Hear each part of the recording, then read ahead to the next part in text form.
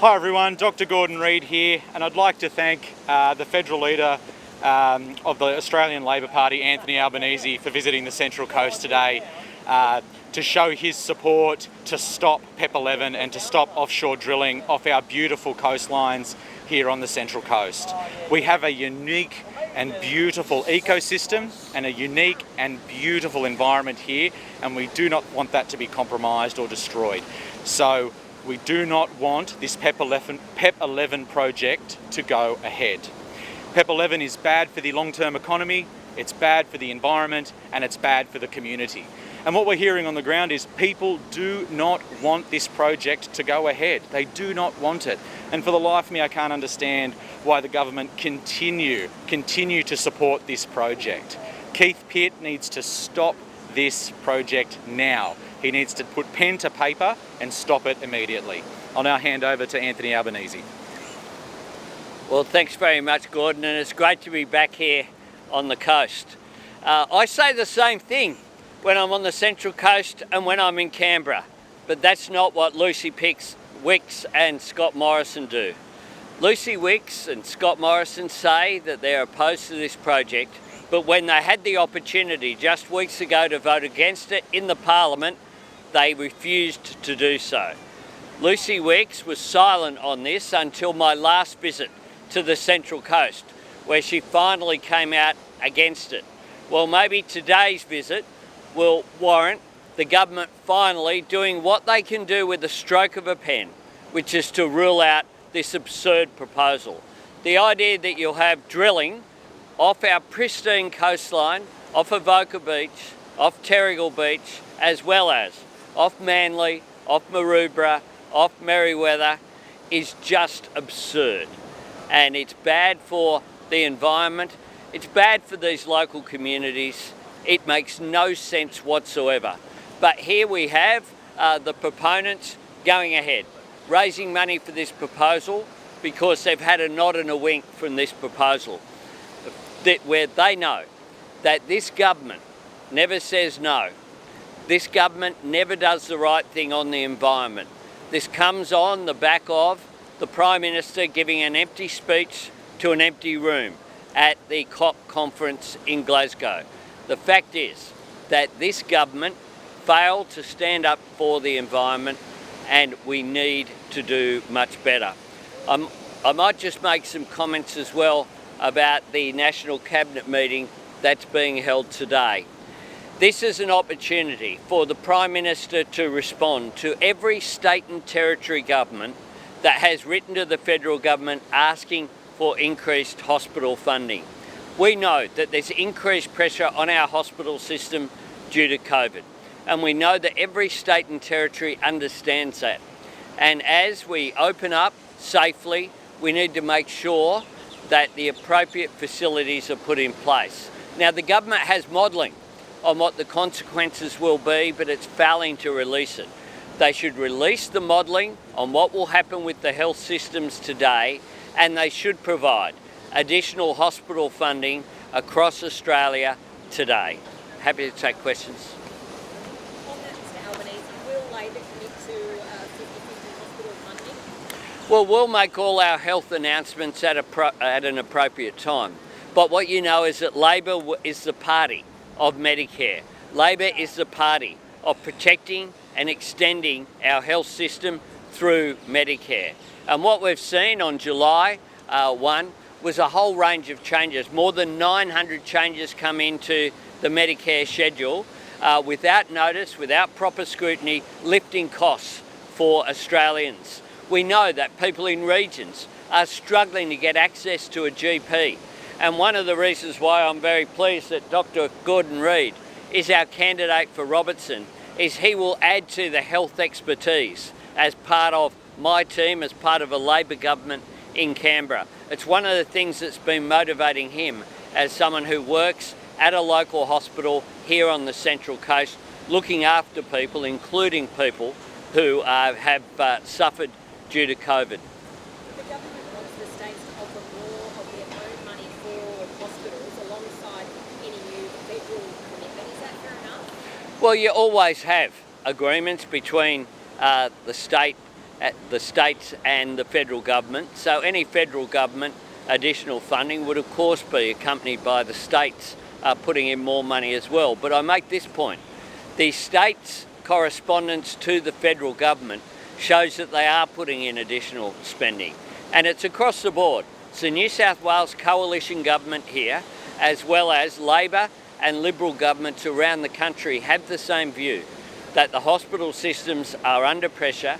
They're under pressure as a result of COVID, but also as a result of the cuts that have occurred to Medicare, the failure to provide access to GP services in regional communities in particular, mean that more people will front up to emergency departments because they don't have access to other health services. You mentioned the climate change summit in Glasgow. When will Labor announce its plans for 2030 emissions reduction? Well, the Glasgow summit, of course, is still going. The question for this government is, when will it release the modelling that was the basis of its non-policy announcement, where there was nothing new, but where they adopted net zero by 2050. That modelling, we know, didn't occur from Treasury, but it is reasonable that we, and indeed responsible, that we take examination of what the government modelling is by the Department of Industry about getting to net zero by 2050. We need to see that. We need to factor that in, as well as factor in the outcomes at Glasgow, which is of course still going. Scott Morrison's left Glasgow, but no one in Glasgow noticed he was there anyway.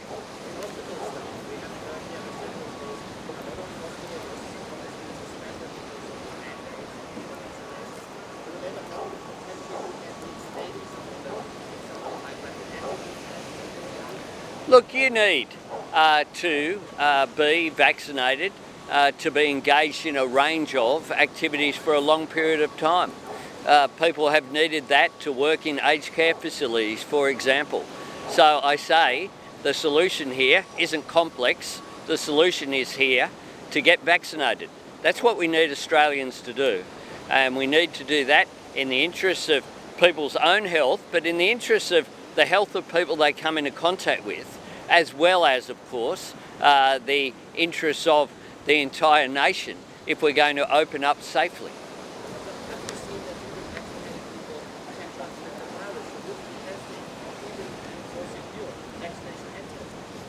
Well, obviously, vaccination as part of the national plan envisages that you won't just have vaccinations, you will need to have booster tests, but you also need to have proper tracing and testing as part of that on an ongoing basis, and we need to make sure that we're not complacent.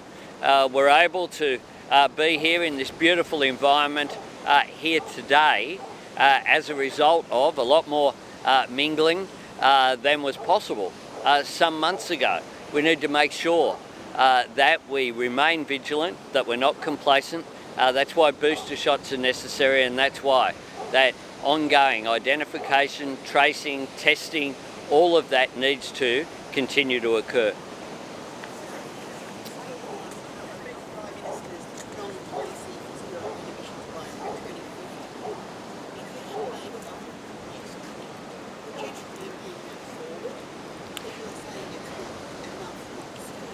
Now, our position is net zero by 2050. That's one of the first things that I announced as the Labor leader.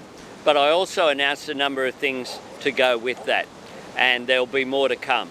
I've announced fixing electricity transmission in this country through our $20 billion Rewiring the Nation program. That is the single most significant thing that you could do, is make sure the grid can operate, make sure renewables can plug into the grid. We're going to have Snowy Hydro open in a few years' time, but it won't be plugged into the grid. That makes no sense.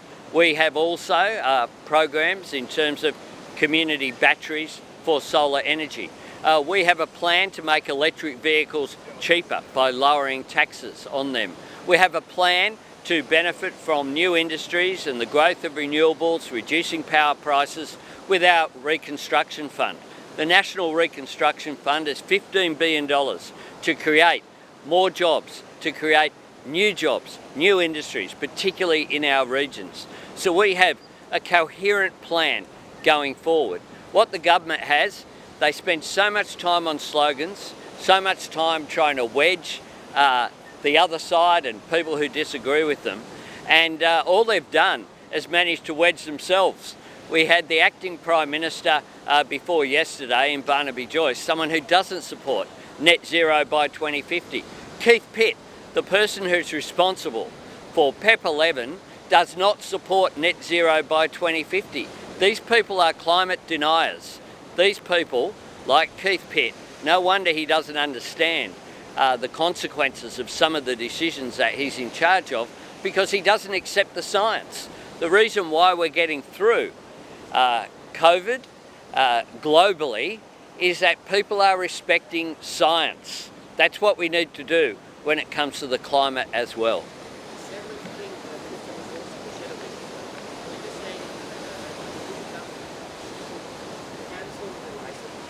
Absolutely.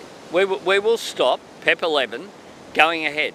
Full stop, exclamation mark, no question, not equivocal, no ifs, no buts. Should Australia have signed the pledge overnight to phase out the use of coal in 2030? Well, Australia, of course, one of the things that is happening isn't a matter of signing pledges. One of the things that's happening, which some people in the government seem to deny, is that there have been no new coal-fired power stations begin construction for a long period of time. Certainly none under this government, none under the previous government. And the reason is that renewables are cheaper. We used to have a debate in the term of this government about the Liddell power station, and ministers like Josh Frydenberg and others used to stand up and say, we want Liddell to be extended.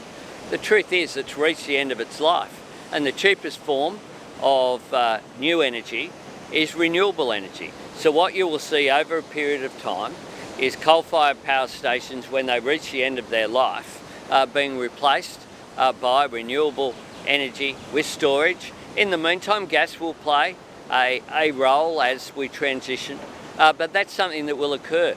This government has funded, through the proponents of a new coal-fired power station in North Queensland, millions of dollars, $4 million, for the proponents of a project that doesn't stack up, that won't go ahead.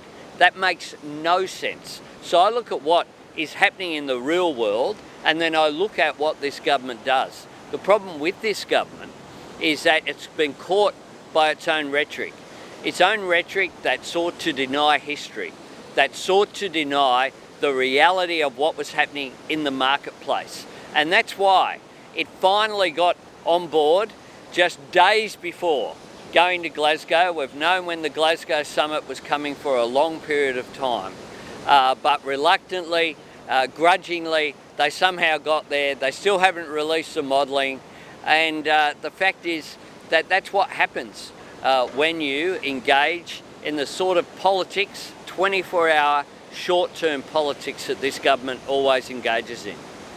Last one. What do you think Scott Morrison could have done differently before the August announcement to mitigate France's view? Well, he could have been fair dinkum. He could have not had a meeting between the defence and foreign ministers of Australia and France on the 31st of August and released a communique saying everything was all okay. He could have not stood up in the Parliament, as ministers in his government have consistently all year and for years since the coalition government signed this deal, and said it's all on track and all okay. He could have been consistent in what he has said. Last week, the Secretary of the Department of Defence said the program wasn't over budget. He was still saying, as after it had been changed, that it was still all on track. It's so unclear what is going on.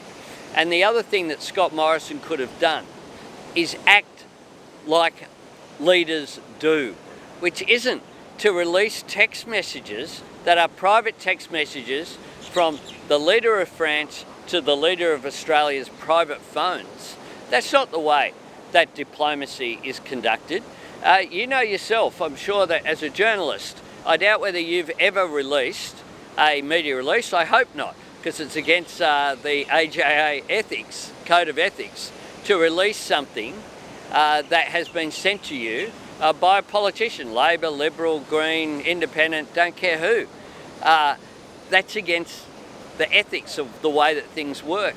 Now, there isn't a world leader's code of ethics, but there doesn't need to be to know that releasing private text messages damages relationships. And I note that this morning Simon Birmingham has gone even one step further. First, we saw Scott Morrison say at the press conference that it was journos taking selfies with President Macron, which wasn't true. We now had this morning Simon Birmingham, the government leader in the Senate, say that it was journalists' fault for asking questions of President Macron that President Macron responded to in an honest and frank way. But it's not just France that's the issue here. It is also our most significant ally, the United States of America. And the fact that President Joe Biden has called out the fact that he believes he wasn't properly informed about the engagement that had occurred between Australia and France prior to the AUKUS announcement. But that's just the way this government operates. I received a phone call about going to a briefing in Canberra on short notice from the Prime Minister. I respect the office of Prime Minister. As the alternative Prime Minister, I have a responsibility to act in the national interest. I flew to Canberra for that briefing. I kept it confidential on the Wednesday at lunchtime and flew back. I did it privately. I didn't tell anyone outside the room what occurred in that room and what the announcement was to be the following day. Scott Morrison's office went out and briefed that I had travelled to Canberra, that Labor had been fully briefed on the exciting proposal that was being announced at 7 a.m. the next morning, which meant that I then had to respond, or not respond, to questions from the media. Again, another breach of ethics. This government and this Prime Minister only ever looks at the 24-hour cycle. It's only about the next headline. In today's headlines, frankly, you know, Prime Minister is going to visit people and talk to people on the front page of the newspaper. Well, that's something I do every day. So, news flash, I'll be talking to people. I'm here on the Central Coast here. I'll be here tomorrow as well, and I'll continue to engage next week, the week after, every day in the lead up to the election. Whenever it's called, quite happy if the Prime Minister calls it for December 11, because this government needs to be changed. This is a government that aren't capable of leadership. This is a government that can't even reject a proposal like PEP-11 for petroleum exploration permit off the coast here. That just shows they're not fit to lead. They're just occupying the space. We need a better government. We need a government that protects and enhances our environment. We need a government that supports jobs and new industries. We need a government that supports the health system and properly funds hospitals, provides support for GPs. We need a government that provides education and skills for people and provides opportunity. A government where no one's left behind and no one's held back. That's a Labor government. Thanks very much.